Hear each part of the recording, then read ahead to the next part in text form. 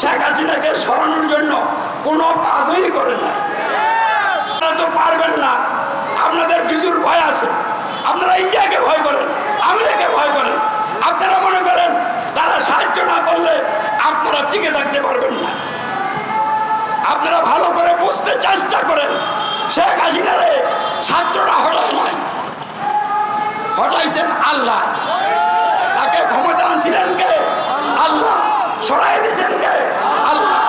Doctor Yunus Sheikh হাসিনাকে সরানোর জন্য কোনো কাজই করেন না, আল্লাহ না তাকে ক্ষমতা বসাই দিয়েছে। তাহলে আপনারা যেসব ধান্দাবাজিতে আছেন, ওইসব ধান্দাবাজি আসল জিনিসটা হয়। আল্লাহ যখন জায়গায় ইচ্ছা ক্ষমতা আনবে, যখন ইচ্ছা তাকে নামাই দিবেন। তাই আল্লাহ হলো সার্বভৌম ক্ষমতার মালিক। আমি আপনাদেরকে প্রশ্ন করতে চাচ্ছি, সাংবাদিক বন্ধুদের মাধ্যমে বিশ্বের সকল সরকারকে প্রশ্ন ছড়িয়ে দিচ্ছি, আপনাদের সমস্ত শক্তি অস্ত্র নিয়ে যদি মাঠে নামেন আর আল্লাহ যদি আপনাদের প্রতি একটু ইশারা করে ধ্বংস হওয়ার জন্য, আপনারা কি টিকে থাকতে পারবেন? আমরা শক্তি নিয়ে মাঠে নেমেছি, আমরা শক্তি ছাড়া মাঠে নামে নাই।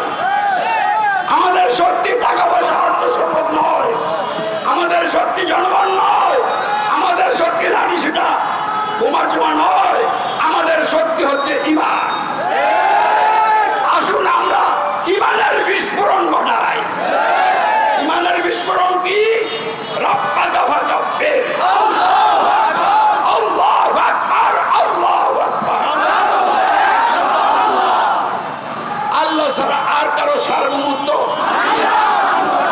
এই কথার উপরে যদি আমরা এগিয়ে যাই আর আমাদের বিরুদ্ধে যদি কেউ মাঝে নামে, আল্লাহ তাদেরকে সাইজ করে আমাদেরকে বিজয় দিয়ে দিবেন ইনশাআল্লাহ।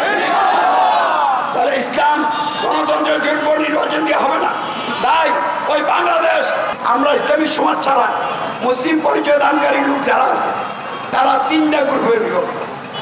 একটা গ্রুপ হলো নিরিবিলি ইসলামের কিছু আমল চর্চা করি, সমাজে রাষ্ট্রে যখন যে তন্ত্র থাকে ওই তন্ত্র মেনে চলে, এরা হলো একটা গ্রুপ। আরেকটা গ্রুপ হলো গণতন্ত্রের জোট ভোট নির্বাচন দিয়া রাষ্ট্রীয় ক্ষমতায় যাইয়া ইসলাম কায়েম করবে। আরেকটা গ্রুপ হইল ডাইরেক্ট অ্যাকশন, বোমা মাইরা মানুষ হত্যা করে ক্ষমতায় যাবে। তিনটার একটাও ইসলাম না। তো আপনারা যেসব স্কলারদের কথা বলবেন, তারা এই তিনটার যে কোনো একটা জায়গায় আছে। এই তিনটার বাইরে তারা কেউ আছে আমার জানা মতে আমি দেখিনি।